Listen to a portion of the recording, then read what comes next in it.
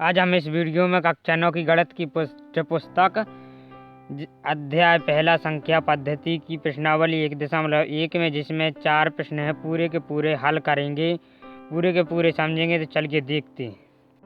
पहला क्वेश्चन है, क्या शून्य एक परिमेय संख्या है? क्या आप इसे p/q के रूप में लिख सकते हैं, जहां p और q पूर्णांक हैं और q 0 के बराबर नहीं है? तो हमें इधर बताना है कि 0 क्या एक परिमेय संख्या है जिसे p/q के रूप में लिखा जा सकता है कि नहीं। तो परिमेय संख्या कहलाती ही आपको पता है, तो इसका उत्तर हो जाएगा हाँ, शून्य एक परिमेय संख्या है, क्योंकि इसे हम p/q के रूप में लिख सकते हैं।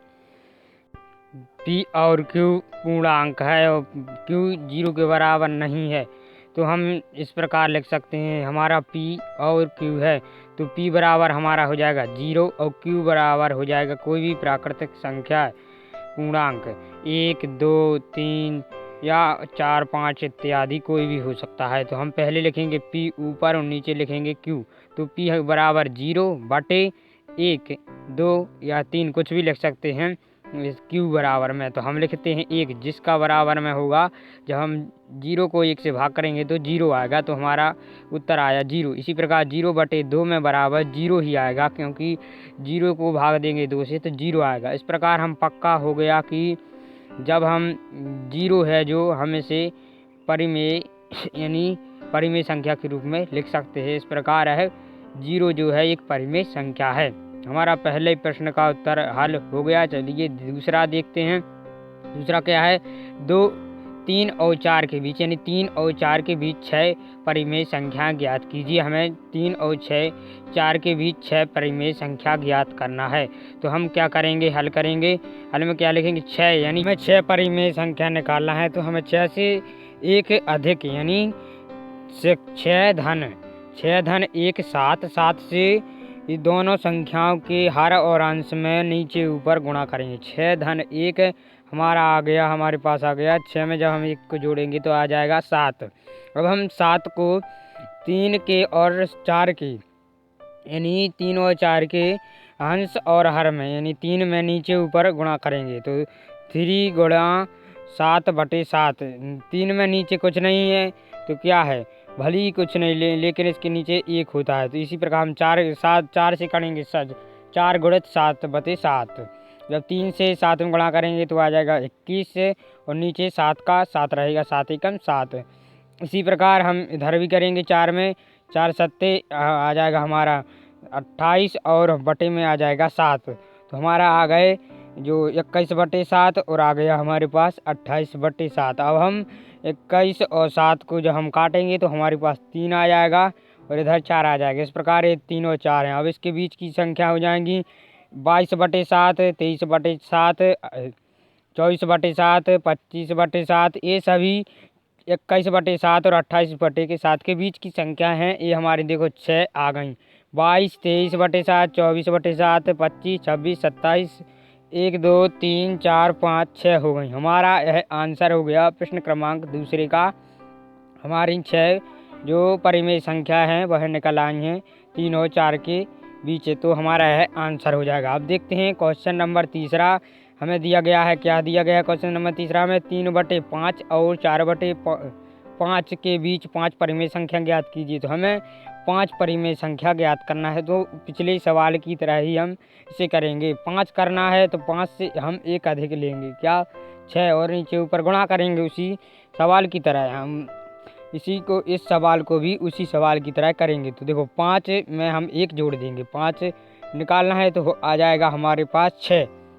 अब हम इस 6 को हम 3/5 और 4/5 के अंश और हर यानी नीचे ऊपर गुणा करेंगे। तो 3/5 गुणित 6/6 और इसमें करेंगे 4/5 में नीचे ऊपर गुणा 4/5 गुणित 6/6। तो हमारा अब इधर आ जाएगा 3 से जब 6 को गुणा करेंगे तो आ जाएगा 18 और बटे में हमारा आ जाएगा 6×5 30। इसी प्रकार इधर भी आ जाएगा हमारा, जब हम इसे 4×6 24 बटे आ जाएगा 6×5 30 आ गया हमारा 18 और 30। इसके हर समान है, देखिए 30 इधर भी है और 30 इधर भी है और अब हमारे जो है 18/30 और 24/30 के बीच हमें 5 संख्याएं परिमेय संख्या लिखना है। तो आ जाएगी हमारी 19/30 आ जाएगी, और आ जाएगी 20/30, 21/30 और 22/30, 4 हो गई। और आ जाएगी लास्ट हमारी 23/30, 24/30 तो है ही। तो हमारी 5 संख्याएं हमारी जो परिमेय संख्या हैं बीच की निकल आई हैं, 3/5 और 4/5 की, 1 2 3 4 5, यह हमारा उत्तर हो जाएगा, आंसर हो जाएगा। अब प्रश्न क्रमांक 4 है, लिखा है नीचे दिए गए कथन सत्य हैं या असत्य हैं, कारण के साथ अपने उत्तर दीजिए। तो हमें कारण सहित बताना है कि क्या कारण है, यह सत्य है या असत्य है। हमारे 3 क्वेश्चन है इधर स्क्रीन पर। तो देखिए, पहला है प्रत्येक, तो हमें कारण भी लिखना है इसमें और उत्तर भी। प्रत्येक प्राकृतिक संख्या एक पूर्ण संख्या होती है। प्राकृतिक संख्या क्या कहलाती हैं? जो 1 से शुरू होती हैं। पूर्णांक पूर्ण संख्याएं जो 0 से होती हैं। तो प्रत्येक प्राकृतिक एक पूर्णांक है, बिल्कुल है, क्योंकि अगर हम 1 2 3 4 लिखेंगे, इस प्रकार लिखते जाएंगे तो यह क्या है, प्राकृतिक संख्या, और हम इसके सामने 0 लगा देंगे तो क्या हो जाएगा, पूर्ण संख्या बन जाएंगी। इस प्रकार इस कथन जो है क्या है, सत्य है, क्योंकि हम जब 1 2 3 4 लिखेंगे तो प्राकृतिक संख्या उसके उस 0 के बीच में ही आती है, इसलिए यह कथन सत्य है। प्रत्येक प्राकृतिक संख्या एक पूर्ण संख्या होती है, सत्य है। यह हमारा कथन सत्य हो गया है, हमारा कारण हो गया, कारण भी लिखना है। अब दूसरा देखते हैं, प्रत्येक पूर्णांक एक पूर्ण संख्या होती है। प्रत्येक पूर्णांक एक पूर्ण संख्या होती है, ऐसा असत्य है, क्योंकि प्रत्येक पूर्णांक हैं जो मानस में भी आते हैं, अपान में भी आते हैं, जो कि पूर्ण संख्या नहीं है।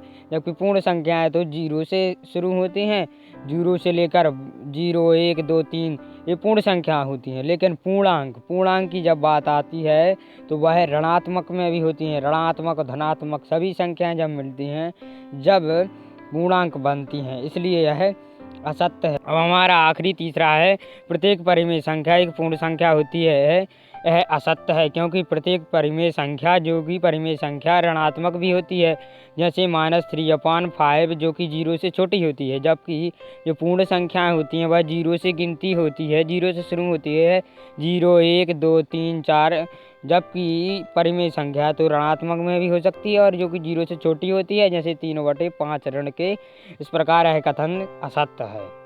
तो इस वीडियो में हमने कक्षा 9 की गणित की प्रश्नावली 1.1 के चारों के चारों सवाल पूरे के पूरे हल किए, और भी अगली वीडियो में हम 1.2 करेंगे। तब तक के लिए हमारे चैनल को के प्रत्येक प्रश्नावली के हल पाने के लिए हमारे चैनल को सब्सक्राइब कर लीजिए, अपने दोस्तों के साथ शेयर कर दीजिए बड़ी अच्छे से। हम आशा करते हैं आपके लिए समझ में आया होगा। धन्यवाद।